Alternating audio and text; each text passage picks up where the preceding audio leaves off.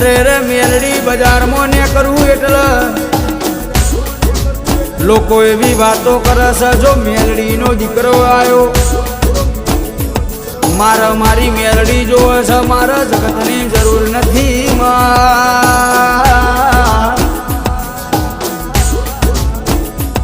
કહે